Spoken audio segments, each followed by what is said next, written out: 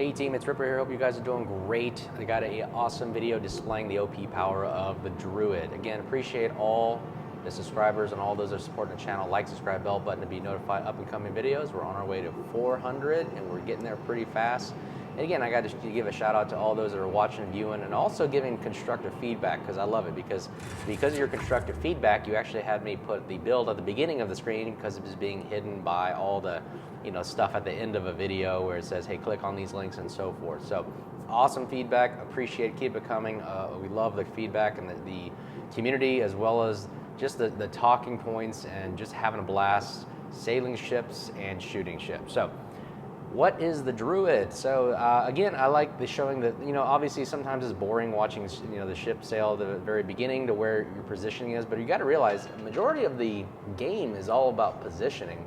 Because if you're in a bad position and you can't use your guns or torpedoes or anything, then you're pretty much out of the game. Just like if you sail to the A1 line, or if you hide behind a rock that doesn't do anything for you other than just cover you from everybody else, and you can't bring your guns to bear, then obviously positioning is very, very key component of everything, and nobody realizes that. It's actually 90% of the game is key positioning. Even angling is called positioning because it deflects shells or ricochets and protects your ship. I mean, if you're out of the game, you're pretty much useless to the rest of the team. If you're dead, you can't shoot, you can't use your guns, so again, useless to the team. So it's all about positioning and smart tactics in order for you to actually employ your weapon systems, regardless of whatever ship you're using. Because like I said, you could have the best ship in the game, but if you can't use it or can't put your guns to bear, they're worthless. So again, I like to show you the positioning of this. Now this is ABC kind of domination kind of style gameplay, and you see where we're basically positioning on the eastern side. I like them to go out wide east first. Let them cap D, it's okay. It's not about capping that wins the game at the beginning. It's all about who holds the caps at the end and who has the most points. So right now we just pop out right here. Hide kind of use the island to shield us from blind, I would say blind sides from the east or west. We're really just popping shots out to get the Marceau out, because again, he's a fast ship. If you don't know what the Marceau is, it's a speedboat basically. A go fast boat that basically has a lot of guns, Colbert style guns. So we're not gonna mess with him. So we're gonna pop smoke real quick to go undetected, and we're gonna see who makes mistakes in this area. Now the Druid is pretty much a nose-in kind of style destroyer, so it just uses that gimmick. Really, no torpedoes or anything. If you don't notice already, no torpedoes, just guns. So it's a nose-in kind of petro destroyer kind of style gameplay where, yeah, it can be kind of boring, but it capitalizes on mistakes like we're showing right now. The FDG right here literally made a mistake, ran into an island showing a lot of broadside, which I don't know why we do that, but it's okay. I mean, it happens. I've done it before. I can't blame them, but let's capitalize on it, right? And you notice we're the only consistent guns firing at the game. I mean, we're 1,100. It doesn't do much, but the DPM on this thing is kind of ridiculous. I mean, we're just pumping shells out at 1.45 seconds-ish. I mean, 1.4 seconds every time you get a shell hitting a target that's knocking off about 1,000 HP right there. It does some significant damage, especially ruins your day like that. I mean, you notice Chung Mu. If you don't know what the Chung Mu is, it literally got the last kill, that last shot of the game when we were pumping out about 1,000 rounds or something like that a minute. I'm just exaggerating there, but it does seem like we put 20,000 damage on that FDG, and now we're working on the North Carolina.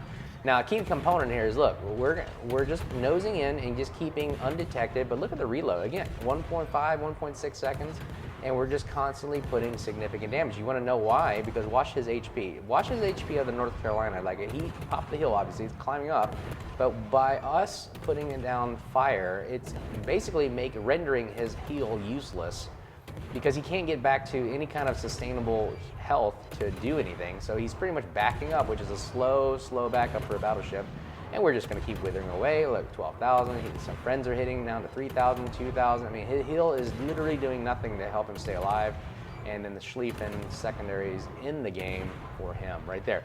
Again, 46,000 damage now in the first 5 minutes. I mean, the reason why the Druid is really awesome is it essentially is a machine gunner.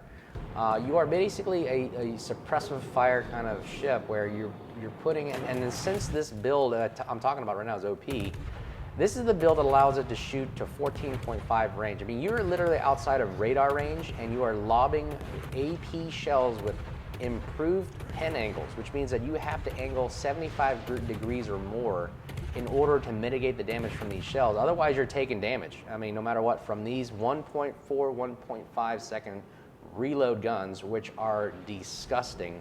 And these are just insane. Now watch this Cleveland right here. Showing broadside again. Pretty bad mistake right here, but it happens. Again, I do it all the time. But look at the angle. It doesn't matter what the angling is. Look at it. We're taking 2,000, 1,800 damage off of him. And we're a little destroyer. I mean, this is not supposed to be happening, right? To a cruiser like a Cleveland, but we are tier 10. He's probably tier 8 or 9. And look at that. We're just causing him to get out of the game. He's pretty much like, I can't be useful in this situation. We're getting rained on by a Druid. Now, also the Druid, a couple key components of it, if you don't already know, again, no torpedoes. It's got the daring smoke kind of style gameplay where, you know, you're kind of like, I would say guerrilla warfare. You pop smoke, you sit there, pop smoke on command. They're really short duration smokes, but quick reloads. It's got a heal, which also allows it to be a good daring kind of hit and run kind of destroyer. But the other cool feature about the Druid also, what I like about it, is the ability to stop start very, very quickly. I mean, you notice it can go from 0 to 36 knots literally in a matter of seconds. I mean, it is really a great hit and run style of gunboat, and that's something I really like, that kind of style of gameplay, especially it's engaging and fun. And allows you to go in and out of caps, go to destinations wherever you're needed. That's why I always have the mini map up, so you can decide, hey, where do they need me right now? Again, I'm a team player. I want to figure out where can I best serve my team. All right, Cleveland. He's back again, but look at this. He's showing broadside. Not a very good idea to show it to the Druid, and boom, RIP back to Porty, and he is done for the game. And now, another target, Taskin, whatever it is. Again, this thing also eats up destroyers. I mean, look at this. The angles don't matter. I mean, literally, you can just pump this thing straight into the hull, and you're taking about 1,400, 2,000, 700. This is not just a fair contest. It's literally, boom, eating them for live. We popped the Cunningham, perk, our part of our commander, which is if you get 2 kills, you get extra consumables, which is awesome because that's more heals for us, which again is another OP kind of style thing to do. But well, I digress. Now moving up, we are basically almost have this game won. They still have 5 ships, which is still formidable. The AA on this ship is it's like a daring. It's not the greatest. It's just there, just to ward off something, but it's nothing to gloat about. The Holland still has the best AA in the game, I believe. I wish it had it on these destroyers because then it would be godlike. Now we're working on the Charles Maltaire or the Haragumo. Again, even the Haragumo's DPM is very good, but when it comes to the Druid, I mean, you kind of almost match 1 for 1 for the amount of firepower you're putting on, especially when you get an adrenaline rush kicking in, you get the, what's it called, the gunboat reload, or whatever you call it when you're exposed, or Fearless Brawler. Once that gets exposed and used, you're starting to get into that Haragumo level style DPM, and angling doesn't do anything for you, and you can angle against him. So I think it's really good.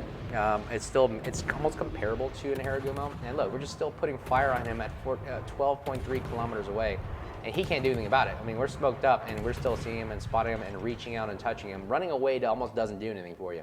So gameplay style of this thing is the way you're seeing it right now is essentially, and there's Confederate popping because of the amount of shells we put out there.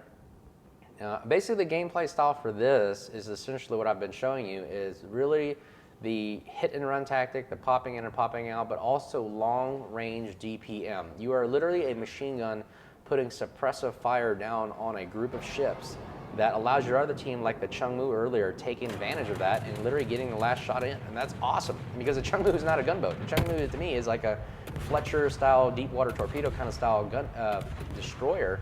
But it wasn't really designed to be a gunboat, but it becomes a gunboat because you have supporting fire. You have people that are helping you out, whittling away, even the Slava. Look at this.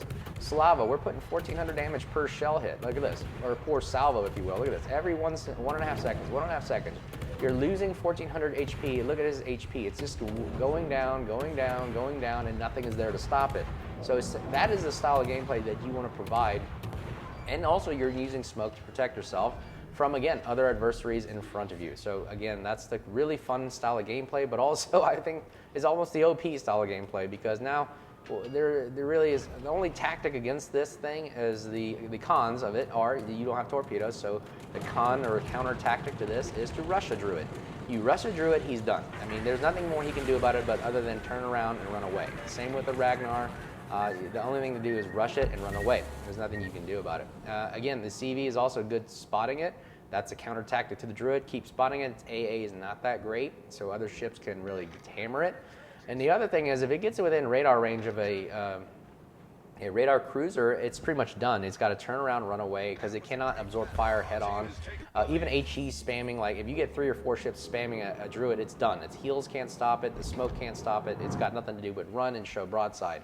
And that is really the counter tactic to that. It's not really a con. It's just really about smart positioning. Like I said, it's all about positioning. If you can position yourself outside of radar range and you can hammer cruisers from a 12-kilometer distance, you're done. You're pretty much it's game over for the cruiser if it can't hide or can't conceal immediately. You're pretty much perma-spotting him from long range, or even better if you're hiding behind an island. So we smoke up right here. Charge on the tail, can't do much about it. He's showing broadside and he's aiming all the guns at me, and boom, he gets slapped by the Monarch. Monarch had a great game, by the way, in this. He was slapping everybody today and helping us out. Now look at this. This is pretty sad that this is actually happening, where a little destroyer like me is taking a Izumo head on. I mean, this Izumo player is probably going like, what in the crap?